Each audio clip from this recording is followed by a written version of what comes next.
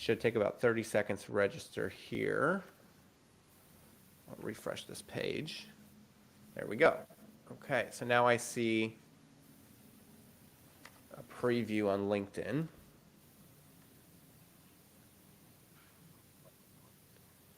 Yeah. All right, should we go live? I think I'm going to try and I was going to get to the page too. I guess, are you going to be able to track questions coming in, or do you want me to do some of that? I definitely can have it pulled up here. Yeah, I have a second screen. Oh, there's the thing. Yeah, I can have it over here too. I just have to mute it, right? Because you don't want Yeah, exactly. Yeah, all right, I'm going to hit go live on LinkedIn. Go live. Going live. Okay. This may take a few seconds. Okay, and then I think this is my comments page as well. So let me see if I write a comment. Hey, all. Let's see. See how that goes. See anything pop up on the page?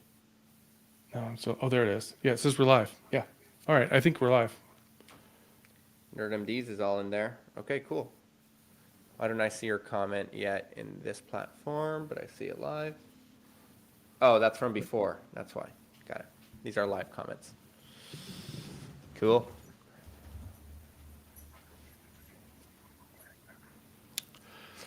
I still look blurry though, which is weird. Let me close out everything except this. Maybe that'll help. No, it looks okay. It's just it's like the upload blur. There's like 3 or 4 people in here. Yeah, we got 3 people. We are live. Okay, so for everyone that's joining, you'll just give us a few minutes to get our bearings here, because this is our first time, or my first time, I should say, doing this. Okay, so we've got that. Let me shut this, and I'll shut that. And it's a good thing Adam's here, because if we have any technical difficulties, we got this covered. Okay, so on my preview screen, I look pretty grainy, and you look pretty sharp. Are you seeing the same thing? Yeah, but it's okay. Oh, well, it is what it is. 94% upload. And, yeah. Okay, all right, should we get started? Let's do it. Jump in. First one. Kick us off, Mendel. Okay, kick us off. Yeah, let me give some context.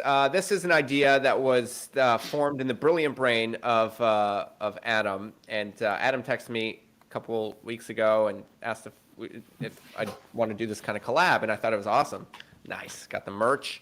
And so, as many of you may know, Adam has a great podcast. He's got NerdMDs. I've got Healthcare Trailblazers, and we both kind of explore probably similar but different at times topics on each of our respective podcasts.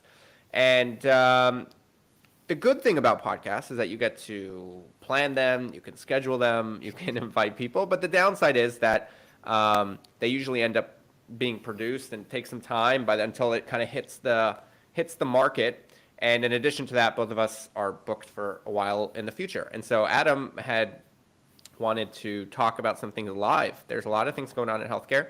Especially, I think this was coming off the UGM, the Epic conference. And so Adam wanted to do something live. And this gives us the opportunity to kind of take questions from people and bring on really interesting guests just in the moment and just talk live. So that's kind of the context of why we came up with this. Adam, is there anything you wanted to add to that on the intro? Yeah, no, I think that shapes it up perfectly. Yeah, I always will say, there was a selfish reason for doing this, and that's because I think Mendel and I probably have topics that we'd love to have that are pressing and fresh, like the Epic UGM conference, like health that's upcoming in October.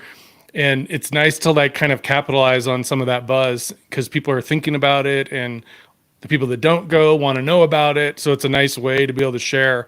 And I think, I just think it was a natural way for us to kind of collaborate and test the waters in this and see how people like it. And hopefully the more of these we do, we'll get more and more people that are able to join live. But if not, if you're watching this on demand, it'll be the same content.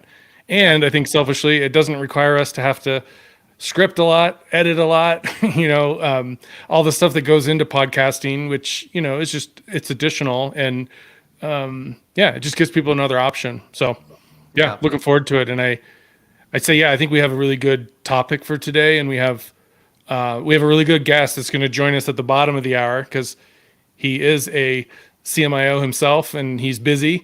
So we had a meeting on the first half of this, but we're like, well, Mendel and I can talk enough for a few, for 30 minutes and kind of frame up things. And then when John gets here, we can hit him with the questions or the things that we get from either people writing in or questioning. But I'd say the topic though that we wanted to really, focus on today is around one of Epic's kind of evolving data tools and clinical decision support tools, and frankly, research tool. I don't know, you can call it a jack of all trades, but it's called Cosmos.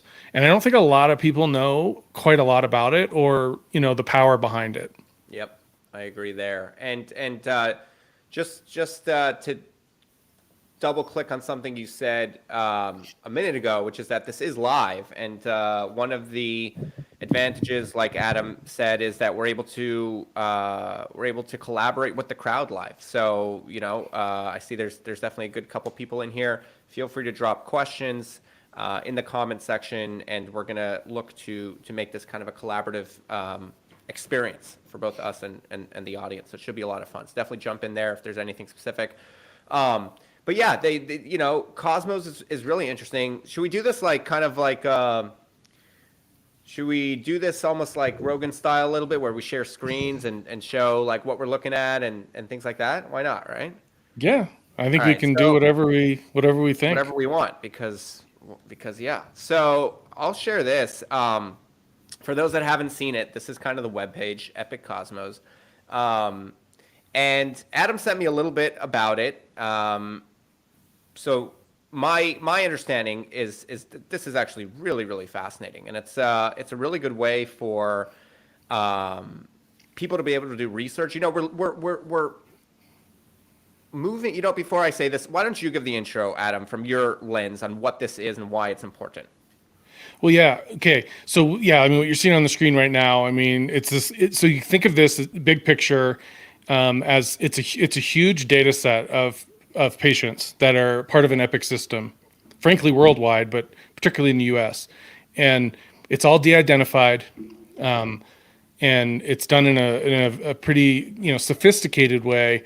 But in order for this to be really powerful, the health systems have to agree to participate. So for you to get any benefit out of it as a health system and a care delivery network, you have to put your data into it. And so I'll just say the company that I just left recently, Kaiser, Kaiser's not participating in Cosmos right now because they haven't agreed to share. So if you don't agree to share, you can't leverage it. So, but I'll just say, when Epic first announced this, frankly, many years ago, I actually don't know the exact date that was, but it was a while ago. It's one of those tools that just keeps getting better. And I think the story I like to share about it, or at least like one of the features of it that I just think is very cool, and I think, Mendel, you were starting to get to this maybe a little bit. It's kind of Epic's way to, it's almost like real-time research. You think of like research normally as like this process, and you gotta, unless it's like retrospective, but still it's like a process to get to it. And with Cosmos, like if you have a patient, so I'm a doctor and I have a patient that's like a diagnostic conundrum, and it's like a zebra case, which we call in medicine when folks, we don't know what the freaking disease is that the patient has, but we've done some workup. We have a bunch of labs that are kind of all over the place. We've maybe done some other diagnostic imaging or whatnot, and we still don't have an answer. What Cosmos can do is it has a feature called lookalikes. And because this data set is so large, it can basically start to find other patients in the past in this data set that have similar actions. And so it's highlighted there. Thanks, Mendel, for scrolling down. Yeah, it's like we have a PowerPoint that we're going off of. This is amazing. What's lookalikes, in the back? What's his name? The guy that always. What's up? How Rogan has like a guy, like the producer guy that he's always like, bring this and bring that. Exactly. I'll do both.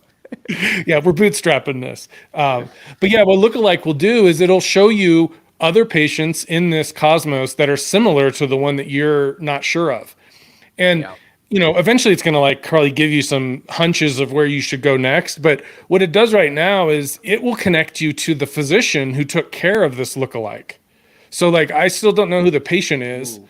but it will say, "Oh, this doctor in Boston, takes care of a patient that's very much like this one that you're taking care of. Wow. Here's their contact info." Like it literally is like allowing you to curbside your real time practice, Yeah. potentially for something that you don't know what's going on, which is, I don't know. I think that's pretty profound. And there's nothing else like that yet, Yeah. that I'm Yeah. aware of. It's really interesting. And on the one hand, I feel like this is probably something, to your point, possibly, and I don't speak for Kaiser, definitely not. But probably Kaiser's been working on and has probably been doing similar things with their data for years and years and years, right? And so the massive health systems, I'd have to imagine that they've been kind of doing this. But what I think is so interesting is that we really are at this inflection point where we have so much data, right? So EHRs became a thing, what, 10 years ago? How many years ago? Something like that? Well, longer than that, because I was in 20 residency years? over 15 years ago, All right. and 16 years ago, and we transitioned to Epic. So, yeah, I mean, but most of the things were happening probably 15 years ago. Yeah, Yeah. 15 years ago. And so we've been just collecting all this data. Now with this kind of like, AI revolution or this next big stage, it's a lot of it is like the now what? It's answering okay, we have all this data, but what can you actually do with this? And this is Hmm. and so that's one side of this that I think is so interesting, where it's actually taking the data from all the various organizations and making it somewhat actionable in a very interesting way. But the flip side really speaks to Epic, and I know there's this constant conversation about Epic, but it's almost like open sourcing healthcare, like open sourcing the data. It seems so refreshing Yep. to the path that we feel healthcare is on, which is this like red taped, regulated, impossible to navigate, completely fragmented. This is just the totally opposite direction, where taking away the fragmentation, trying to create something that at least allows you to have a connected experience. Yeah. Well said. No, well said. And I think, that's why I'm looking forward to John getting on here in like 20 minutes because, he's super, super, he's super passionate about this. Like he just, I look at him as like he's like my data CMIO colleague, that I always go to, and he posts like very thoughtful things, and I mean, there's this whole thing. I mean, garbage in, garbage out, with like good data, and so he's gonna. I mean, I guess I'm like foreshadowing what he's going to talk about, but I know I'm looking forward to hearing what he has to say because I do think that this has the power to frankly do amazing things. Like you said, it's like that open source mentality. Like an open source piece of software is generally way better than anything else, right? Like, Yeah. yeah, Yeah. eventually there's tons of those examples. So Yeah. Well, yeah, let's maybe just because you sent me some of these earlier, and let's highlight maybe some of the real life examples because we've kind of talked about it conceptually. But you sent me a study. I think it was about psoriasis or alopecia in regard to patients with Down syndrome. Do you want to talk about just that one example for a second? yeah, I actually like read that so long ago. I like, Oh, okay, so you what did sent you, it to me what did today. you get? So Actually, being like, yeah, if you looked at it though, Mendel, and you like, and again, being a non like clinician, I mean, what did you get out of that? yeah, And I love that question. So I read this thing that Adam sent me today, and it's still fresh in my memory. And it just talked about a doctor that kind of had a hunch.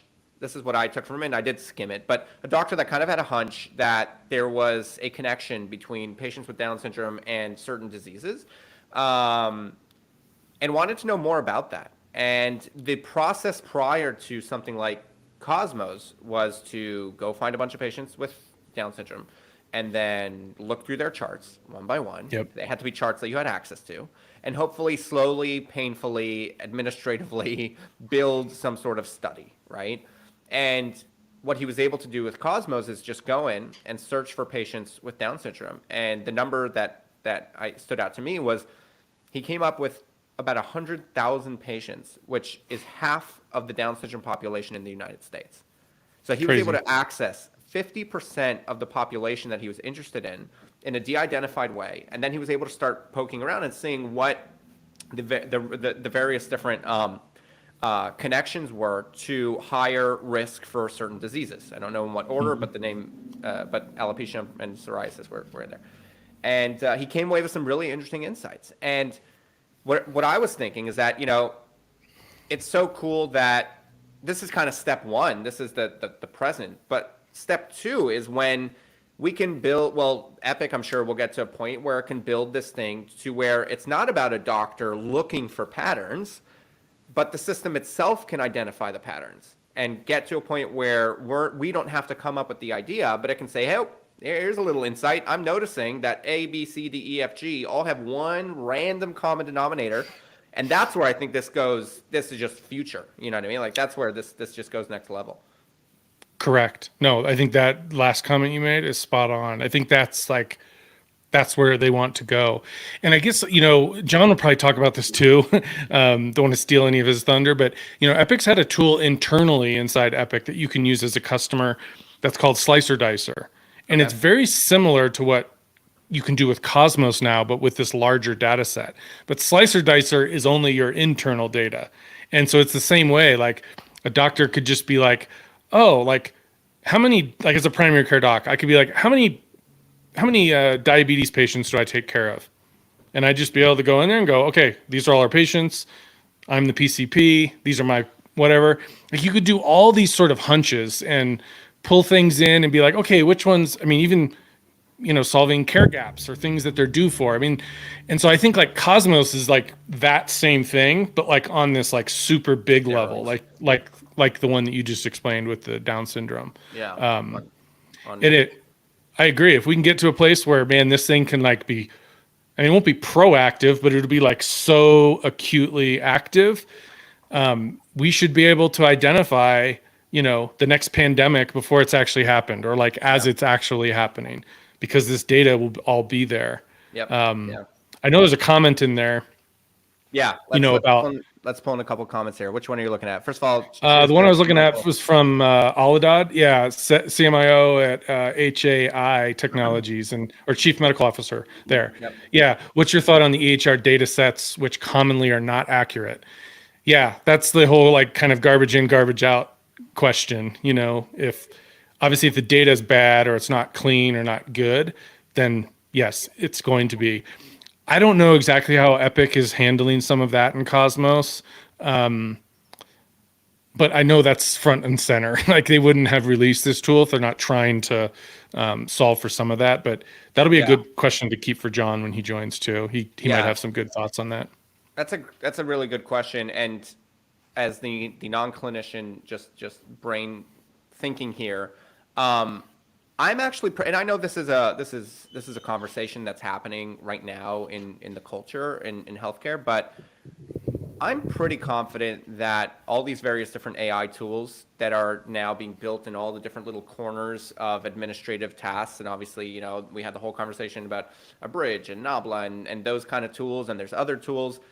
I think that they're going to go a long way towards solving for this issue because at the end of the day, they are front and center responsible for making sure like their product does not work if the data is bad, right? If you're a doctor and you put in a bad note, you're able to put in a bad note and you're your doctor, you're the doctor, no one's stopping. Like that's where you get garbage data in, right? You can, and that doctor's just going to stay there unless they're just every day just putting in horrible things and at some point they get fired. But for a piece of technology to work, it has to be reliable. And that is what they're trying to accomplish every single day is making sure that their tools are high quality.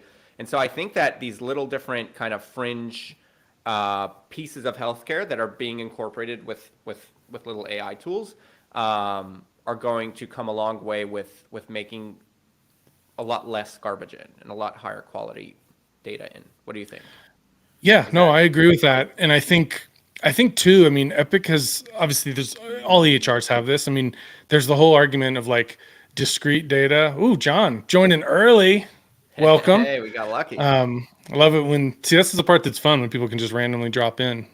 We knew he was coming, but I think what I was getting at is, there's this whole concept of like discrete data versus like non-discrete in EHRs. And I think, historically, like a note was traditionally like very non-discrete. It was kind of like, it was whatever the person typed. And yeah, you could throw like some NLP on top of it and extract it and do maybe some smarts to make it discrete. But I do, there's been a constant effort to get more of that information discrete, because discrete information you can really action on. And that generally is going to be the cleaner data. John, we're talking about kind of like that idea, like just the garbage in, garbage out kind of concept, and making sure that data set was clean. Because somebody asked, what's our thoughts on EHR data sets, which commonly are not accurate. So if you have a thought, and actually maybe before we do that, John, we should let you introduce yourself just briefly. Yeah. Because Mendel and I have been basically filling the time waiting for you to be able to get on here and kind of introducing at a high level what Cosmos is. And, just some of the use cases that have been shared, so far. But yeah, why don't you introduce yourself, John? Oh, John, we don't have audio for you. I think I can see what his devices are. One sec. We can see you, and I could see your lips moving. John, let's see.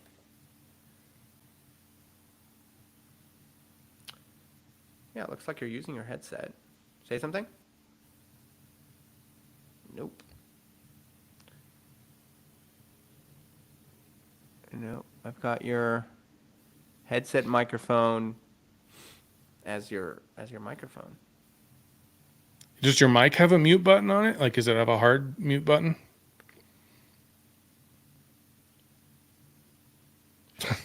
That's okay. We can fill the time. Yeah, we've. No, and I think. Yeah, go ahead.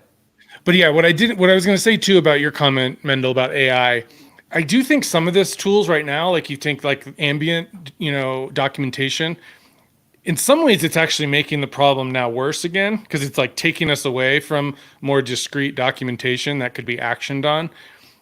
However, I think, Epic and other EHRs and the vendors are working really hard to try to make the stuff that does flow in after an ambient kind of conversation to make that more discrete and actionable. So yes, I think short term, it's probably going to make things a little bit worse because it's going to be like more robust notes, but eventually the content will be able to be better extracted and better discrete in the chart. So I think there's a question that was kind of along those lines that I just saw flow in from Chad.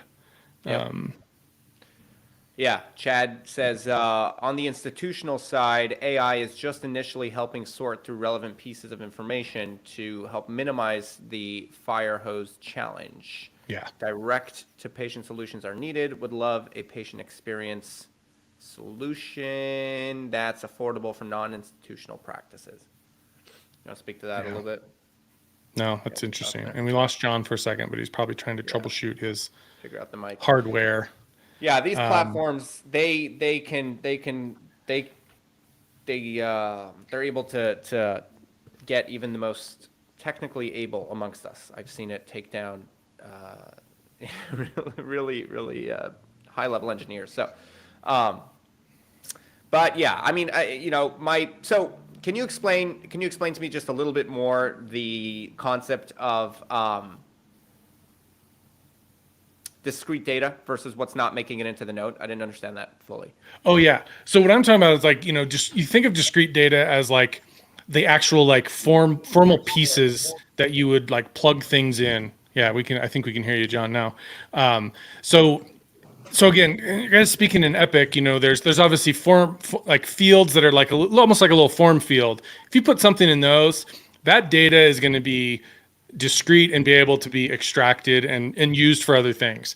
Now, there's other ways you can do stuff in a traditional note. There's Epic has a thing called smart lists, and those individual items on a smart list can be tagged to what's called a smart data element, and then those smart data elements can then be pulled into reports and other magical things. So I think there's just ways to actually get discrete things out of the traditionally non-discrete. I don't know. Does that make sense, Mendel? And maybe John can explain that better in a better kind of even just a lay term. But yeah, John, do we have you now? You got your Yeah, can you hear me okay yeah, now? perfect. Okay. Yeah, so I think what you described is exactly right. And I can't think of any other better way to do it. Although I would say that I did do a presentation at UGM where we were able to use essentially string searches to pull that sort of non-discrete data out in kind of a kludgy, old school rule-based manner, not using full out NLP, but it was at least accessible. Can't Sure. really do it at scale. But then as you try to get more nuanced with it by putting extra rules and logic into it, then you start actually venturing into doing homegrown NLP, and it's probably not worth the effort. But there are ways to actually pull it out using registry rules to pull and tag non-discrete text as and turn it into discrete data. Cool. No, that makes it. Well, John, so I introduced you before you came on as like my data CMIO guy that I know to go to if I have like a data question, because I just feel like the stuff you post and the things you share and just your thoughts that I see you comment on always has that data slant to it. So that's why we thought, and we briefly introed kind of Cosmos too. Mendel opened up, Cosmos public facing page, and we talked about lookalikes a little bit and some of those things. But why don't you just like briefly introduce who you are? And you are a physician. I think if I didn't make that clear, he is a doctor. He's an ER doctor. And why don't you introduce yourself? Yeah, I'm an ER physician in the Chicago area. I've been working in as an informaticist for almost 20 years now, doing primarily Epic work for probably about 12 years now, and have kind of taken that very typical informaticist trajectory from being kind of the nerdy doc who just helped to try to create content so that my colleagues wouldn't throw the computer out the window, to understanding that the data that we have in our system is something that we can fully leverage to actually transform care, if we do it right. And to the point that in the discussion we just had, there's a lot of things that we have and can do wrong, and I think in particular you kind of intimated this, that a lot of our leadership and operational colleagues don't understand the requisite pieces that we have to have in place to make it actually work right. Well said. Okay. Yeah, we could go down a whole rabbit hole on there, but yeah, go ahead, Mendel. So John, good to see you, and thank you so much for joining. And again, everyone in the comments, feel free to throw some questions in there for John specifically. And so, just kind of broad strokes. Let's start. I mean, obviously today's conversation is around Cosmos. You, from your perspective, from your lens, what are you excited, or are you excited about Cosmos? Oh, of course I'm excited. I mean, I think my first post or first exposure to Cosmos was actually in the middle of COVID. So I was querying all sorts of stuff about COVID. Did either of you two see that LinkedIn post that they plastered up on the screen at UGM a couple of years ago? So it was right in the middle of Omicron. And so I was curious I see all these reports that now that Omicron has become more prevalent, that the virulence has gone down dramatically. And I was actually able to show that in Cosmos, that the number of deaths and hospitalizations as a percentage of total cases went down by a substantial amount from, what was it, January 22? And I made a comment on the post that it took me longer to write the LinkedIn post than it did for me to come up with that insight in Cosmos. And that's, I think, one of the big values of this particular data set.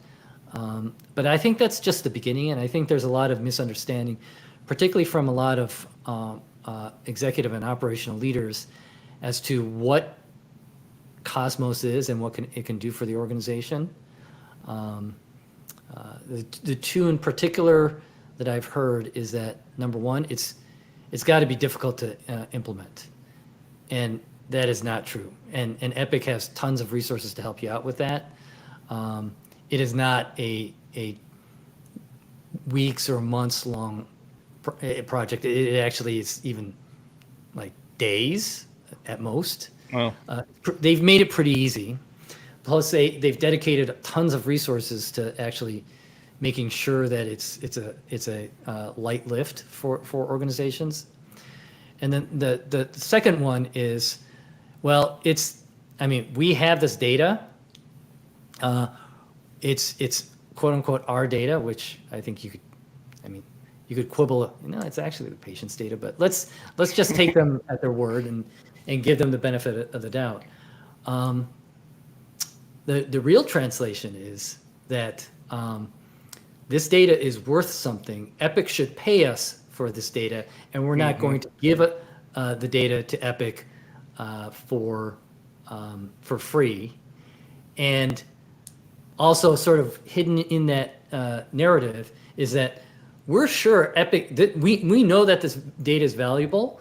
We're sure that Epic is making a ton of money off of it, because that is their experience in selling data to other vendors like Trinetics or Truveta and whatever. So, Yeah. But what I can tell you is that Epic makes $0 from Cosmos. They actually lose money because they don't actually have a revenue stream from Cosmos, and they've dedicated enormous amounts of resources to actually building it up to what it is right now, and they plan on dedicating even more resources to having it continue. So what is the value of it to an organization beyond being a cool toy that they can throw at their curious physicians who want to dig into the data? Well, you kind of talked about it a little bit, the lookalikes and patients like mine. I think those are kind of niche use cases, and they're not enough to as an organization to do this.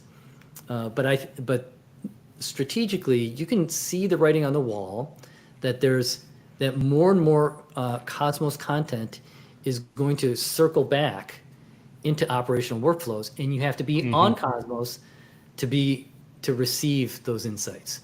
So the two that I think probably get to the point of being the kind of the killer app feature that attracts organizations to do this is the Cosmos median length of stay. So anybody who's taking care of patients in the hospital knows that having a discrete predicted length of stay is one of the holy grails in terms of patient throughput. And oftentimes it's either kind of just slapped together, or if you look at hospitals' notes, they'll have it in there, but number one, it's just a out and out guesstimate. And number two, it's non-discrete. We estimate that the patient will be in the hospital for another 3 days. And what do you do with that? And then, so what it can do is, with the admission order, automatically say, hey, we think that the patient is going to stay for 4 days. And by the way, here's the histogram of similar patients like it, so that you can change that number if you want. But here's the data that actually that backs us up. And then they have other data tools that will help kind of adjust that as the patient goes on. Like if the patient is pneumonia admitted to the floor, all of a sudden now they're in the ICU, that can adjust the length of stay. So that actually will turn into real money for organizations. And then the other one that's not, I don't think is quite as impactful, but also makes a ton of sense, is the community antibiogram. So that you don't have to wait for the data to process through however many other layers of bureaucracy and data collection to say 6 months later, this is what your antibiogram is for your local area. Yep. They'll do it relatively instantaneously. And, they can, I think they're planning on surfacing this up like within, say, the order composer for antibiotics. And I think that has potential as well. So, and I know that they're also working on a ton of other stuff so that they can actually close this loop between taking care of the patient, data generation, and then that data generation turning into knowledge generation, and then looping it directly back into clinical workflows. And that, I think, as with so many other things that exist in Epic, that closed loop interoperability and getting stuff into your workflows in a way that's super useful and seamless, that's Epic's secret superpower. Their database, Cosmos database, may not be as robust or as clean as Truvada or Trinetics or any of the other sorts of databases out there. Although I suspect that they're going to get to parity and probably surpass those other databases relatively soon. But what they have, like in so many of their other applications, if it gets you 80% of the way there, but it's seamless and seamlessly integrated, you're going to choose the 80% and get those insights directly back into clinical workflows. So if you're not already on the Cosmos train, if you're an Epic organization, you really need to think about it. Wow, powerful. Well said, John. Yeah. Talking about a revenue stream, what about in the future? Because once this gets built out and they're going to incentivize people to join, what about them going down the path of maybe allowing external workflow applications or clinical applications to use that data, to train that data? Well, so they already have a mechanism to do that. So I believe that there's already some NIH funding on some Cosmos studies and queries. You can get other external sources of revenue.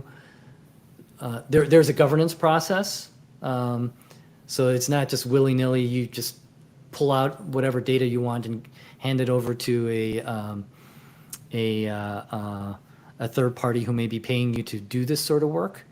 And I do think that will start gaining a lot of traction, and that likely will be another, at least a financial reason for organizations to go this direction. Because right now, if you say, let's say you give your money, your data over to Trinetics, Trinetics is connected up with pharma or biotech or whomever, and then the revenue that they accrue from that gets passed down through you through your interaction, your licensing with Trinetics. As far as I can tell, the model with Cosmos is going to be pharma skips over Trinetics and goes directly to an Epic site. And because the database, Cosmos database is the same for whomever, if you are kind of a first mover and you get really good at doing these sorts of queries and helping out other third parties get the information that they need and the data sets that they need, you could be a community hospital in rural Nebraska, but if you have a crackerjack Cosmos team, your hospital could probably get revenue from doing these queries because the database is the same. It's not any different than if you're a big ivory tower organization. Now, the ivory tower is probably going to have more people who know how to do the data science, because you do have access. It's not just the slicer dicer interface. You have access to SQL, R, and Python to apply to these data sets as well. Interesting. See, I told you, Mendel. It was a good guess, right? Yeah, phenomenal. I do want to go back, though, to what John said, the example he gave. I mean, John, you gave so many good examples. And, this antibiotic nomogram, just because I know there's some people that are probably listening or watching this on demand that are like, well, what is that? But I think just to break it down for people, I mean, that's the real time sensitivities of bacteria that are in the community. So like when we treat a UTI for someone, we are ideally basing it off the local kind of sensitivities to the common bacteria that causes. And yeah, and what John was explaining is Epic knows what those urine cultures are across the board in your area, so they know what the real-time sensitivities are. And then what he was talking about is, as a clinician, when you're ordering an antibiotic, this could be brought up right in front of you in real time and give you clinical decision support to say, oh, you should maybe do this antibiotic, for this person in this case, because they're at a higher risk for having this bacterial resistant E. coli or whatever. So it's pretty, I mean, that's pretty crazy. Like, I mean, there's nothing that smart that's baked in kind of full circle, like John was explaining. So that sort of data actually does filter back, but typically it takes months, maybe even years to update those data. And then correct. Those data then get sent back to, say, your infection control people as like a PDF, and the infection control people will send out some sort of missive that says, hey, stop using ceftriaxone for sepsis. And then it's reliant upon you to then remember, number one, that your infection control team will actually see the PDF and do some sort of action based on it, which in and of itself is an effort and a time lag. And then they'll send something out and that you'll actually read it. And then on top of that, after you read it, you'll actually remember it while you're actually doing whatever antibiotic ordering that you're doing, which is probably the same antibiotic that you've used dozens, if not hundreds of other times, and it's just muscle memory for you. Yep. And it's not worth the mental anguish to try to stop.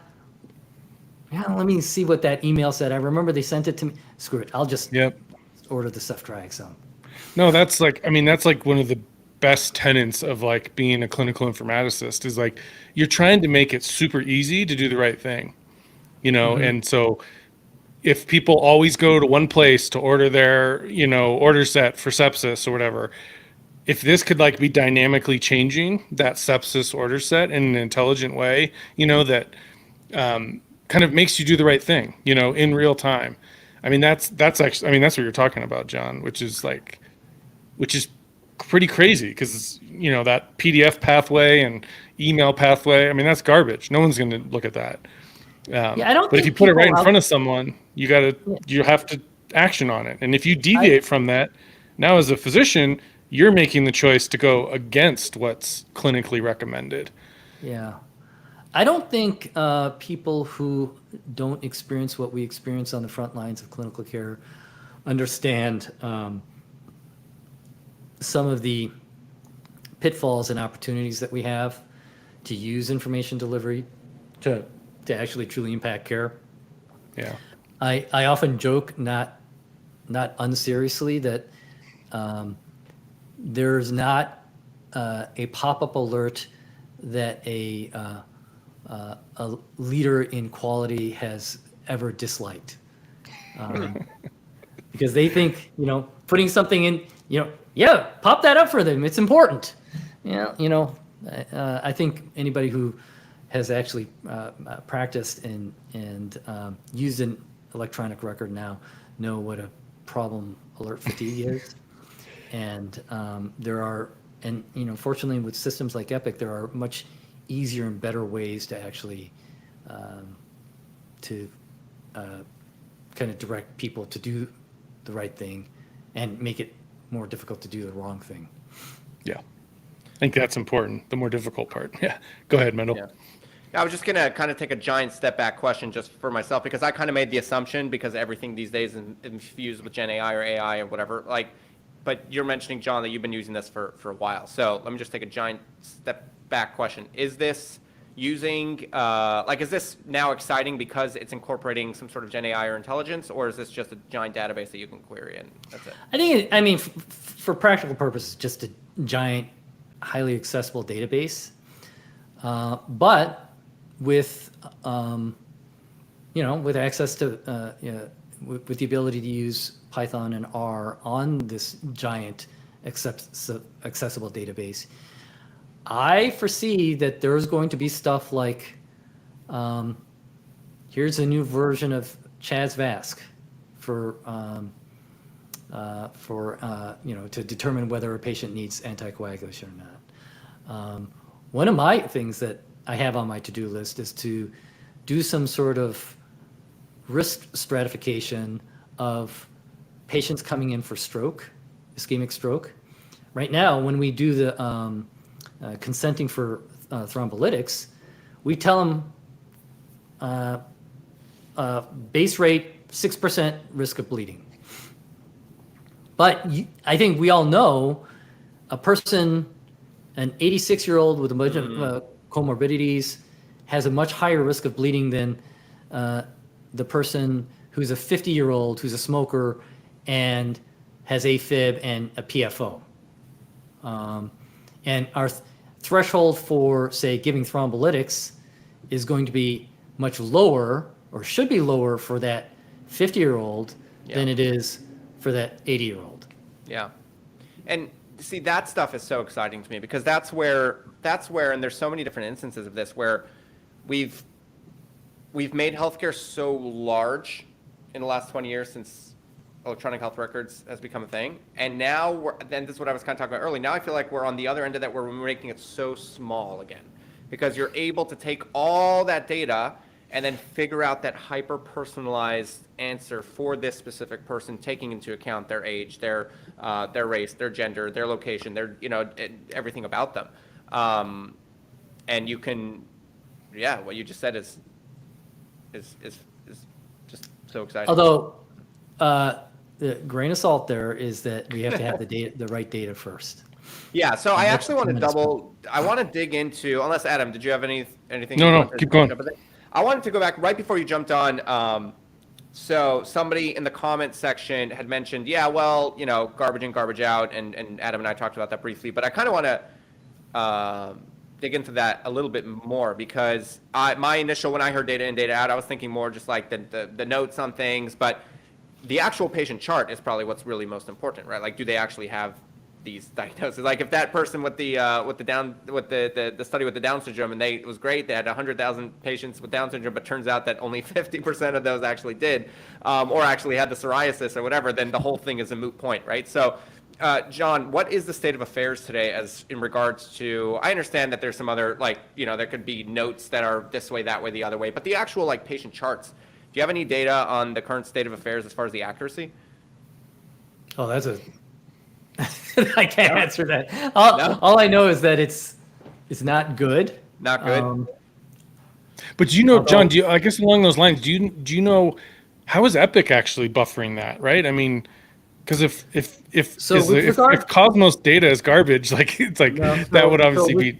So the one thing that they're working on is specifically with regard to Cosmos data. Also, this ties into some other operational and quality efforts.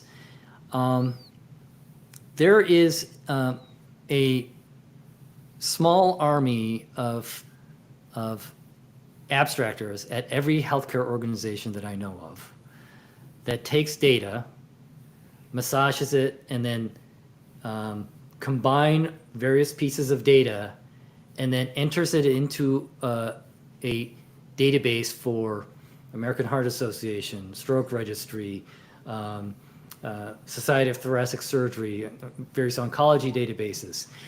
And the healthcare organizations all pay for this out of their own pockets so that they can get whatever merit badge that the organization is giving out.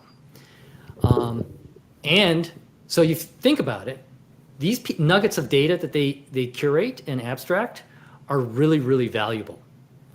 And have huge semantic meaning and are highly normalized.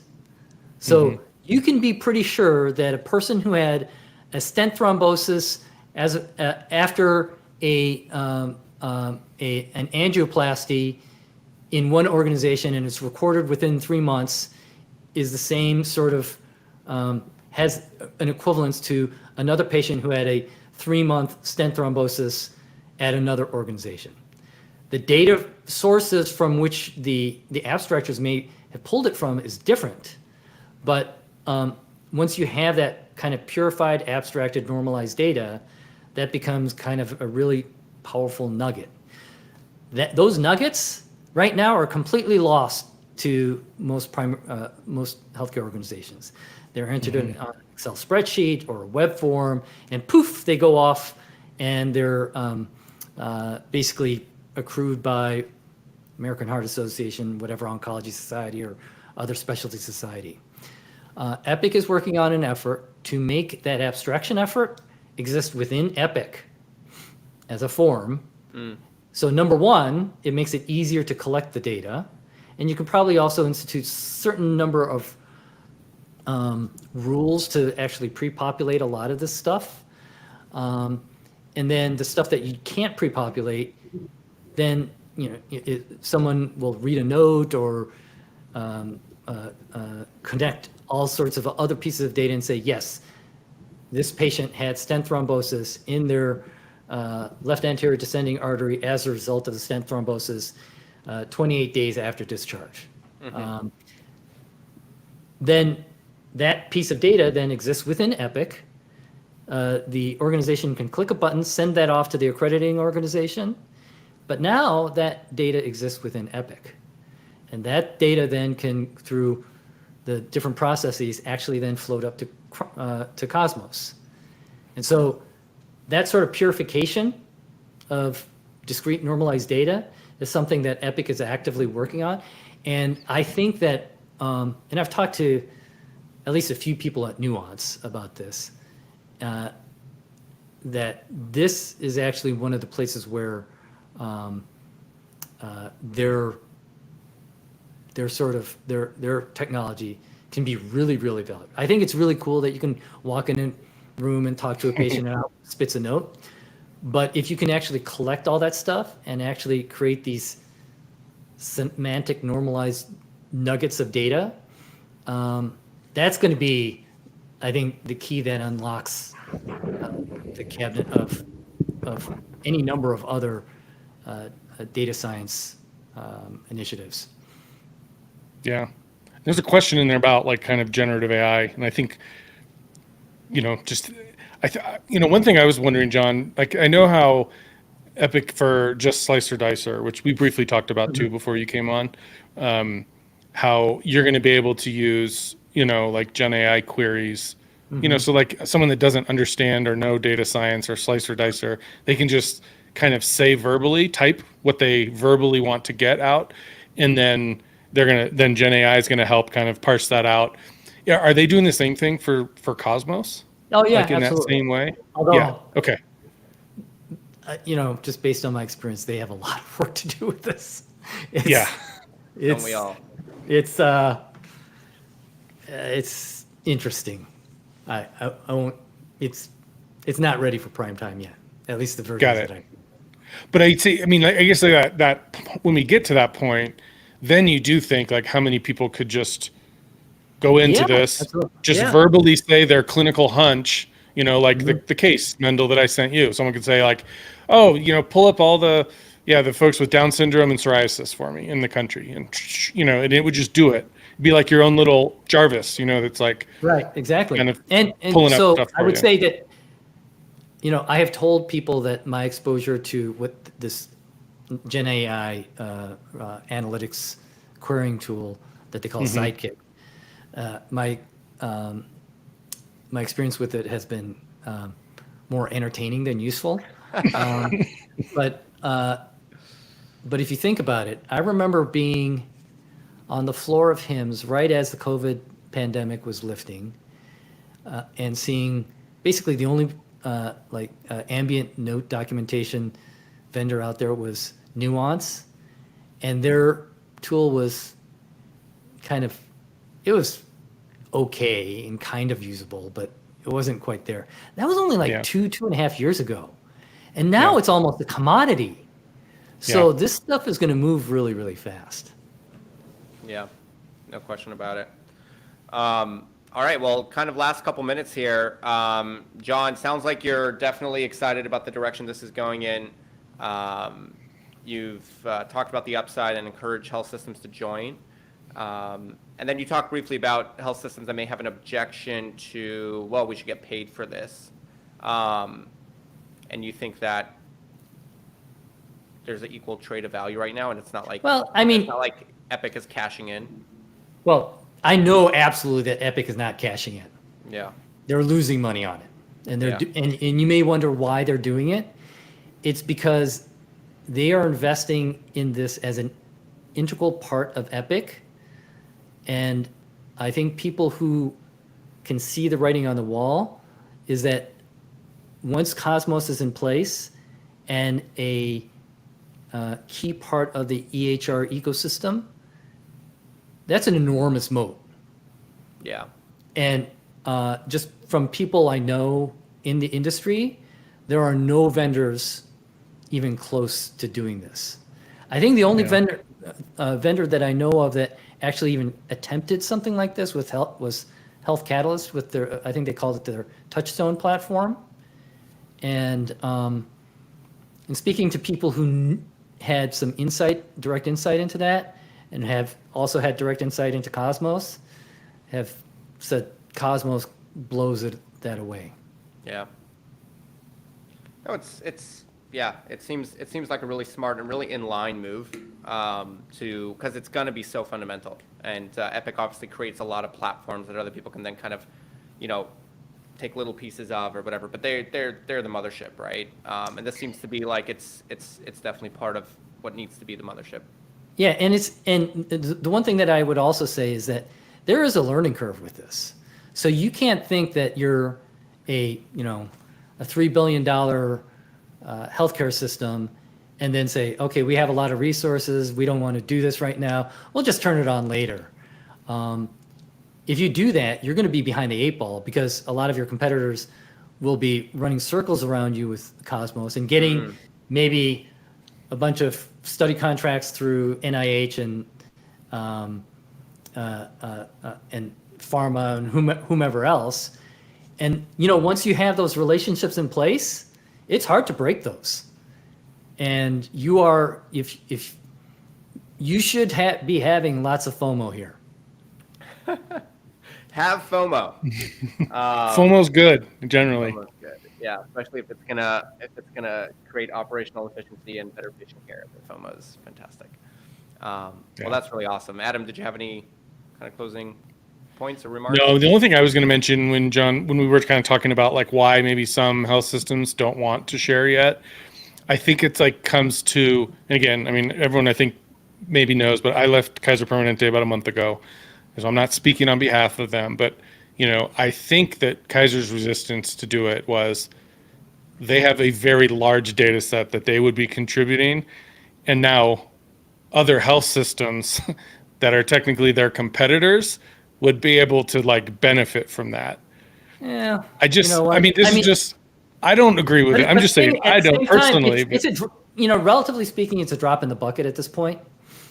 Sure, especially I guess maybe in the very, very beginning that was like I know some of the resistance, but so I think there's still some of that out there. The kind of who's getting the bigger benefit out of this by sharing. Mm-hmm. But I agree with you. This is like one of those things. It needs to be an all-in approach. Like if you really want to take the meta view of healthcare, like everyone needs to contribute. Everyone needs to do this.